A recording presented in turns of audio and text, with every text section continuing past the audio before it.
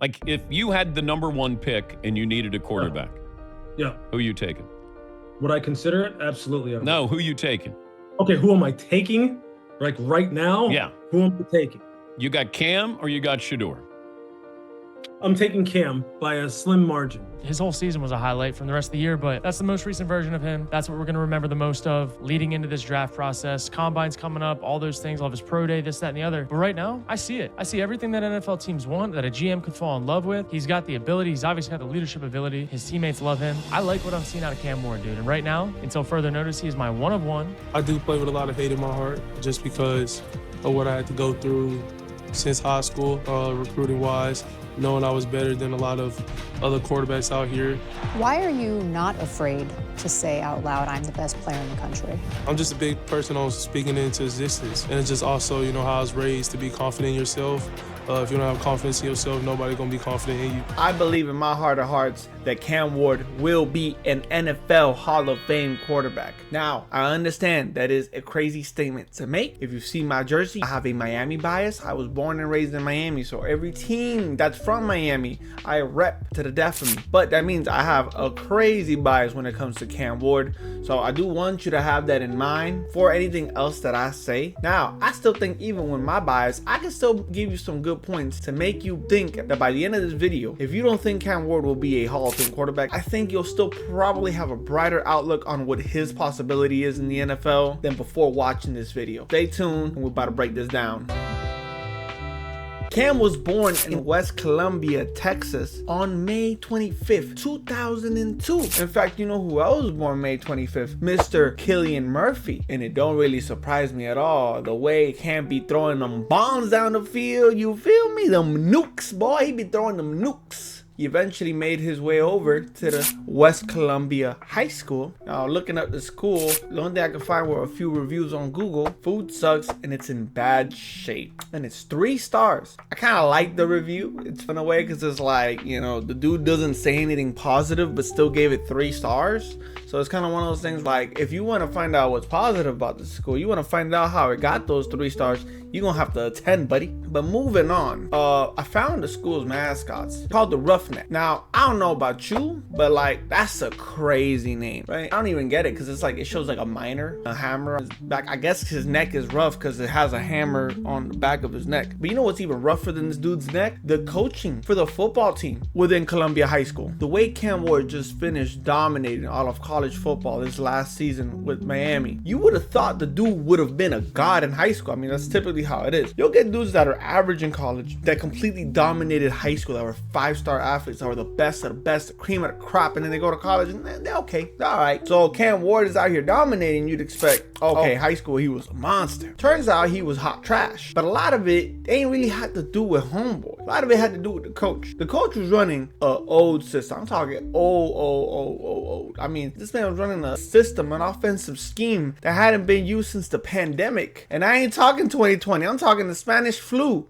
and World War II type of pandemic. That's the type of offense this man was running. And because Cam Ward had crappy stats, dude got no offers from no college. Now, this is where I start having immense respect for Cam Ward, because I'm telling you, 99.9% of dudes, after going through that, after playing bad in high school, why even go to FBS? Why go to college football if you were trash in high school? What makes you think you're gonna be any good in college? But that is what makes Cam great, is that dude has taken hits, he's taken falls, and he keeps getting back up. So that's one thing I love about Cam, is that early on we already see it. Dude does not quit. When he got knocked down, he got right back up. Hey, you got no offers. Cool. I'm gonna keep searching till I make an offer come out. Eventually, he was able to convince a coach at an FCS school called Incarnate Word, and they were a FCS program, which essentially the D-League college football, right? And I'm not sure. I think NIL started while he was in Incarnate Word. That boy's NIL deal was probably something crazy. They probably gave him, because this is FCS, they probably gave him like a 50% off of a McChicken or something at McDonald's. That was probably his first ever NIL deal. The coach was like, pulled out his wallet, so I got 10. Here's $10.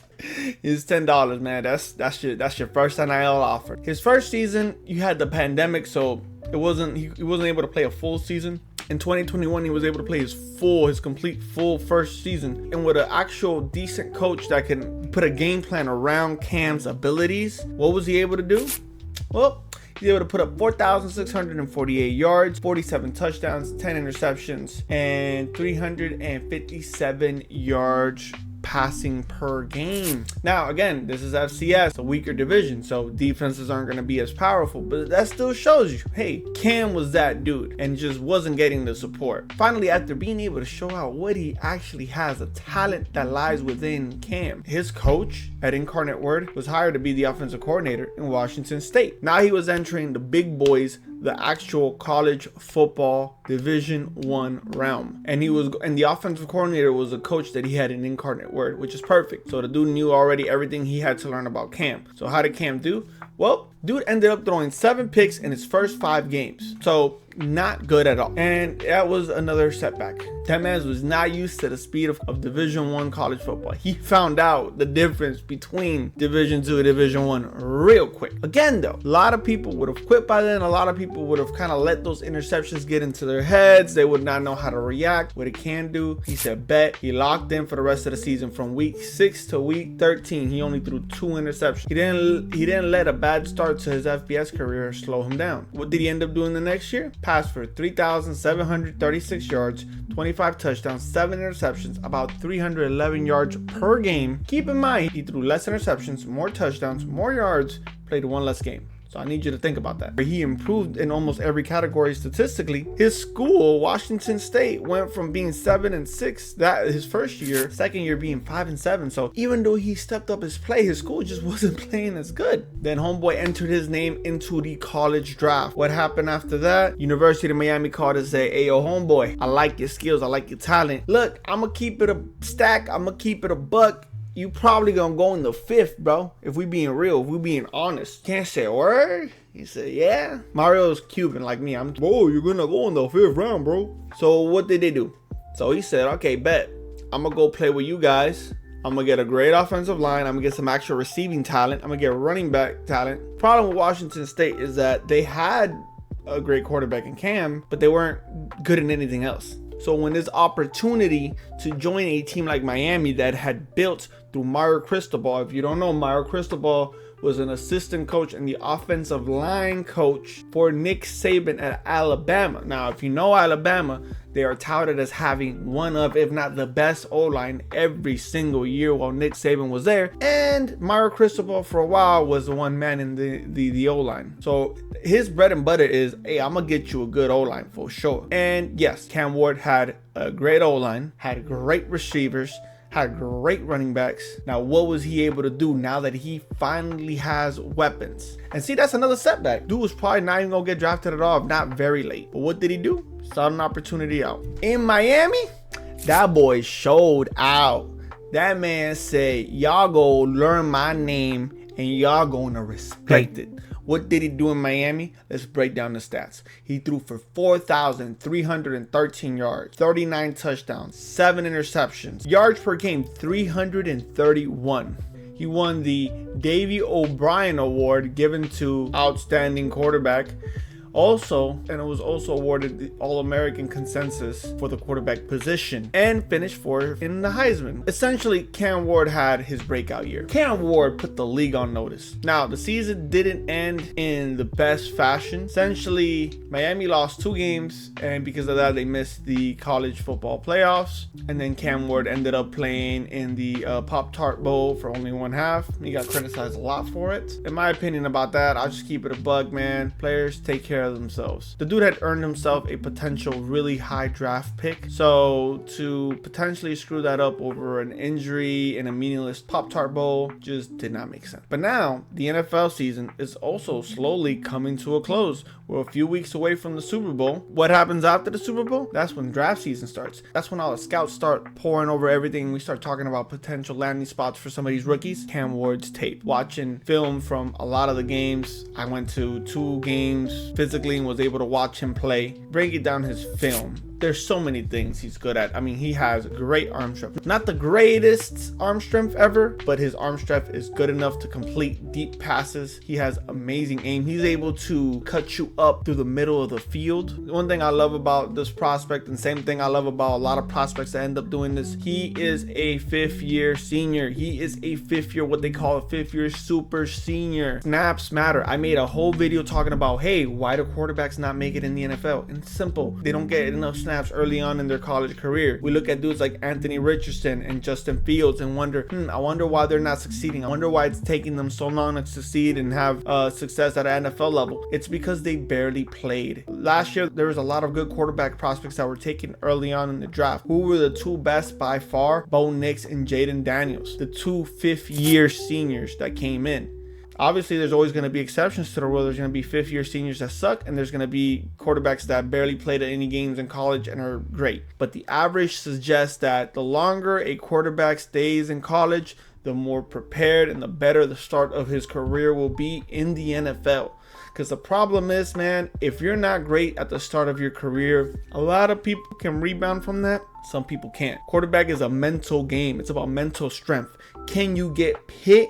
Can you get knocked down and get back up? Remember, and that's what I was talking about Cam Ward. He's shown the ability to get hit and get back up. Plus, he's a 5th-year senior. So he has all those intangibles. Now, I'm going to go over this article on the perceived cons to Cam Ward's game. And there are cons. I've listed out some of his strengths. Dude has a super wicked sidearm pass. But man, when he does that sidearm pass, it's a bullet. I know this is weird, but the way he completes screens with the sidearm pass, the way he's able to do RPOs. Oh my God, the dude is amazing when it comes to RPOs because of that arm, because of that flexibility, the angle he has within his arms. Dude has crazy arm talent. And he also has a feel for the pocket. A lot of people, and I'm gonna talk about his what are his perceived cons. Now, he wasn't pressured all that much in Miami, but when he was, he has great pocket awareness. The dude knows when to run out, he knows when to escape. But look, let's just get to it. Let's go over to the perceived cons of Cam Ward. I'm reading this article at Bleacher Report. I'm going to list the link below, where I'm going to read out what's listed, some of the perceived weaknesses for Cam Ward as a prospect. Protecting the football and limiting turnover-worthy plays. This con and the second con, limiting hero ball tendencies and taking what the defenses give him, are kind of the same thing. Typically, when you try to hero ball and you don't just take what the defense gives you, that leads to turnovers. My answer for that is he had to play hero ball.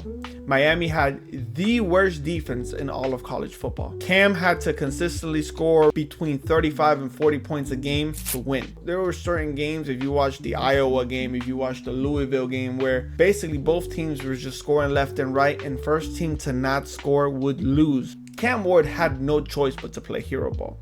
If he goes to a team that has a slightly decent defense, man, he'll be fine. Limiting hero tendencies and taking what the defense gives him. But what did his defense give him? It didn't give him much, okay? So again, I feel like a lot of this is fixable if you give him not a great, at least an okay defense. Again, it felt like at certain points Miami just had straight up the worst defense in all of college football. You give them an average defense, and Cam Ward probably wins the Heisman. They probably don't lose 2 games, and they're probably making the playoffs. I don't think they win it all, but I still think they at least make the playoffs.